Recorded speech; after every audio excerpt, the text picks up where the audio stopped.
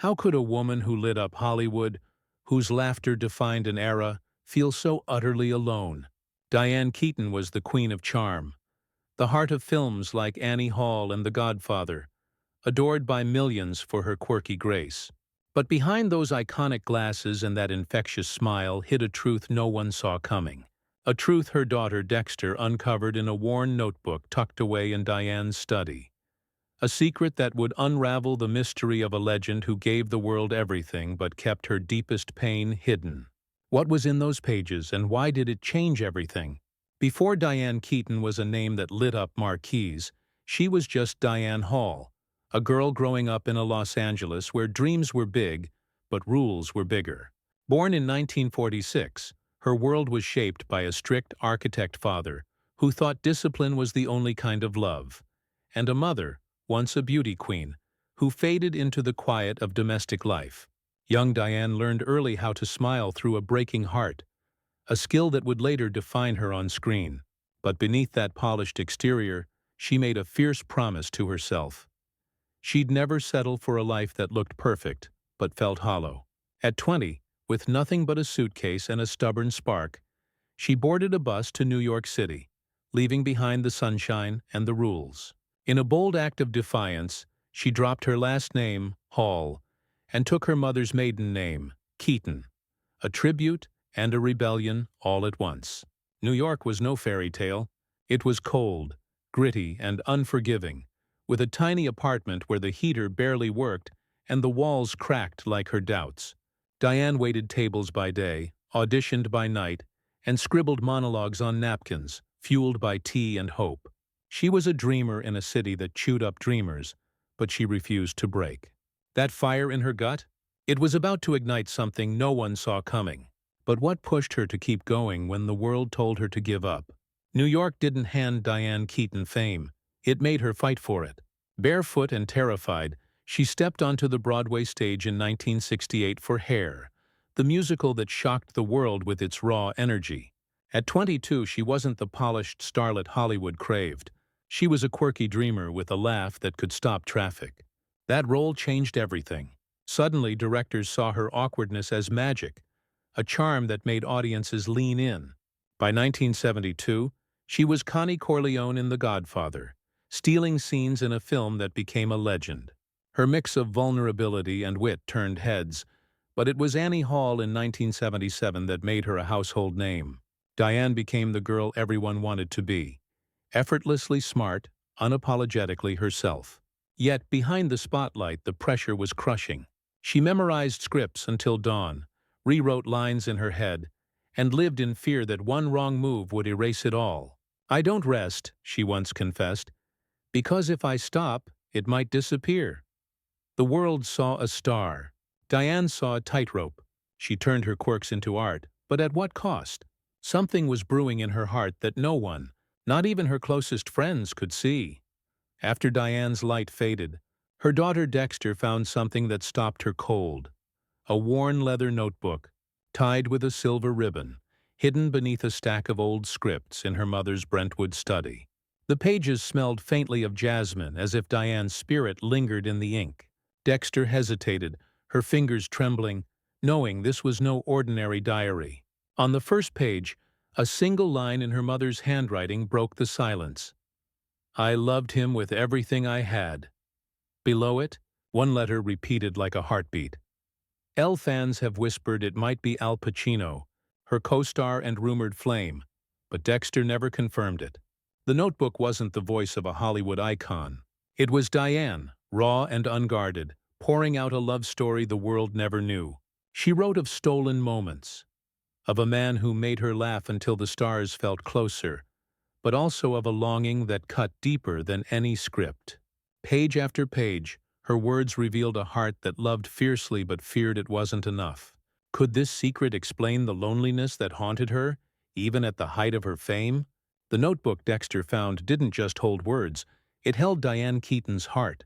Page after page, she poured out a love for Elle that burned bright but left scars no one saw. Fans whisper it was Al Pacino, her Godfather co-star, though no one knows for sure. What we do know is what Diane wrote. Memories of New York nights, laughing under streetlights, Sinatra on the radio, his hand brushing hers. "He made the world feel still," she scribbled, but the stillness didn't last. In Rome, in a villa overlooking the city, she laid her heart bare. "Marriage or goodbye?" she asked him. His silence was her answer, cutting deeper than any words could. Back in Los Angeles, she waited by the phone, scripting conversations that never happened. "I forgave him every time he came back," she wrote, "because his smile was worth the ache." Yet, page by page, her hope faded. Unanswered calls, an empty chair at her table. Still, Diane's resilience shone through. She loved fiercely even when it broke her, and never let bitterness win. But this wasn't the only battle she fought in silence. What else was she hiding behind that iconic smile? Diane Keaton's smile could light up a screen, but behind it was a battle she fought in the shadows. At 25, long before the Oscars and red carpets, she began facing a demon that haunted her for decades: bulimia. It wasn't just about food. It was a desperate search for peace, for a sense of worth that fame couldn't give. In her notebook, found by her daughter Dexter, Diane confessed, "I ate to fill the emptiness of being unseen, then punished myself for wanting more." To the world, she was the effortlessly charming star of Annie Hall. Her quirky grace-making awkwardness looked like art. But in private, she faced a mirror that demanded perfection, a pressure that turned beauty into a cage. Night after night, she'd sit by her window tracing the edge of a teacup, humming softly to drown out the pain. Diane hid this struggle so well that even those closest to her rarely saw the cracks. Her resilience wasn't in winning the fight overnight. It was in facing it, day after day, while still giving the world her light. But how did she find the strength to redefine her life on her own terms? At 50, when most in Hollywood chased youth or relevance, Diane Keaton made a choice that stunned everyone. She became a mother, not through marriage or a partner, but on her own terms, adopting a baby girl named Dexter in 1996. 4 years later, she did it again, welcoming a son, Duke. No script, no safety net, just a heart that knew it had more to give. In an industry obsessed with perfection, her decision to adopt as a single woman raised eyebrows. But Diane didn't care. "I don't need to give birth to be a mother," she told a reporter. "I just need to love them." And love them she did. Motherhood transformed her more than any Oscar ever could. The woman who once thrived in solitude now found joy in messy mornings, bedtime stories, and asking her kids, "What made you happy today?"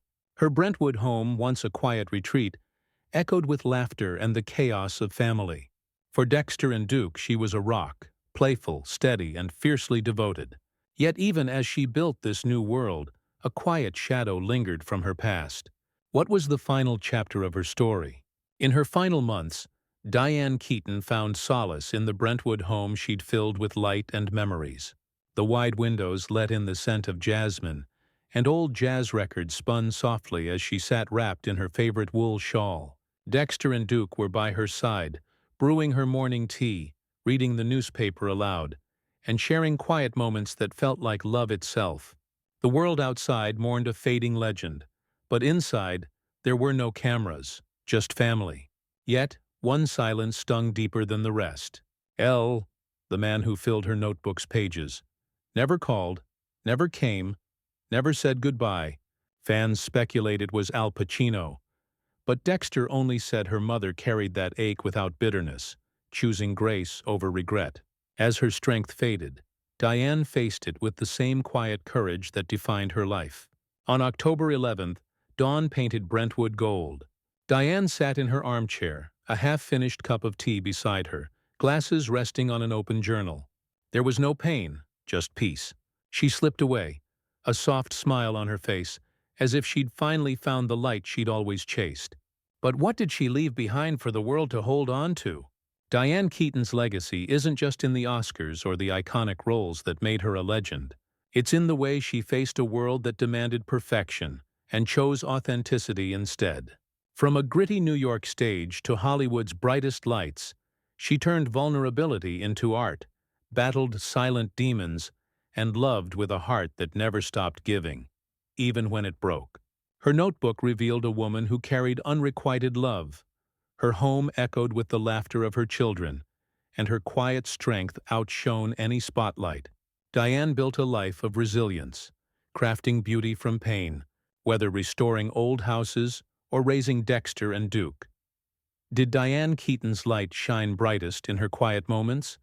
Those nights by the window, humming jazz, or reading to her kids? Share your thoughts below and tell us, who was Diane Keaton to you? A dreamer, a fighter, or the woman who made you feel seen? Let's keep her light alive.